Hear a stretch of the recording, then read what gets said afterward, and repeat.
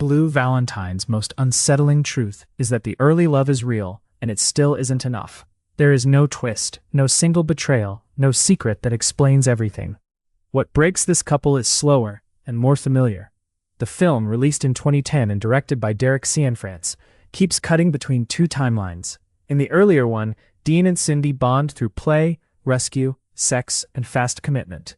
In the later one, they are married, parenting, and collapsing. That structure is not just stylish, it's a behavioral argument about memory. In Real Decline, the past version of your partner stays psychologically available, even when the present version hurts. Early attachment can be authentic without being durable. The ukulele, the awkward tap dance outside the storefront, the bus conversation, those moments aren't presented as a con. They're mutual, low stakes, and a little embarrassing in a way that builds closeness. Dean isn't auditioning for approval. Cindy isn't grading him. They are co-creating something, and it works. Then the meaning of the same traits flips. Dean's spontaneity and humor start as safety signals. Later, Cindy experiences those same qualities as immaturity and avoidance. The trait may not change much, the context changes, and the interpretive frame changes with it. Parenting and responsibility turn easygoing into unreliable, fast. A painfully precise example shows up in their kitchen argument about potential. Cindy tells Dean he has so much potential, and she means it like encouragement. Dean hears it as criticism, because it is. Potential implies his current self is not enough. It turns his identity into a problem to be fixed. That's why it lands as a status emotion, not support, and why his anger makes sense. Another insight is how relationships often die through repeated non-repair. Not one catastrophic blow-up, just a long chain of missed bids and unresolved talks. Stress stacks. Sex stops feeling safe. Even neutral moments start to feel loaded. When growth becomes mismatched, that friction accelerates. Cindy's professional competence becomes her stable ground.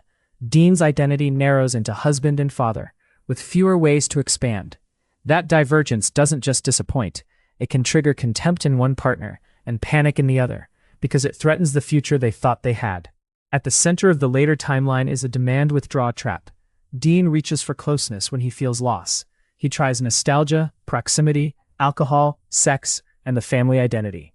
Cindy reaches for distance when she feels pressure. She protects her body, reduces engagement, leans into work, and starts aiming for exit. Each person's self-protection becomes the other person's danger signal. The motel sequence makes that dynamic almost painfully clear.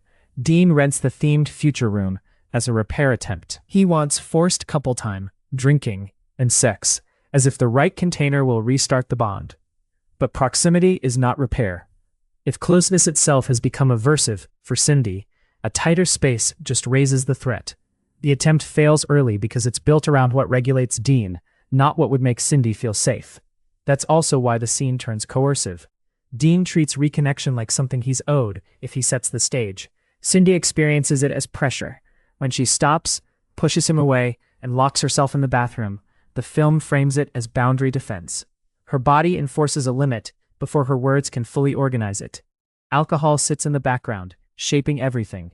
Dean drinks across the later timeline. The film treats it as a symptom of pain, but it also changes the system. It lowers inhibition, impairs cue reading, and makes repair less credible to Cindy. Dean in distress and Dean drinking blur together, and the line between longing and volatility gets thin. The workplace confrontation pushes that into a crisis.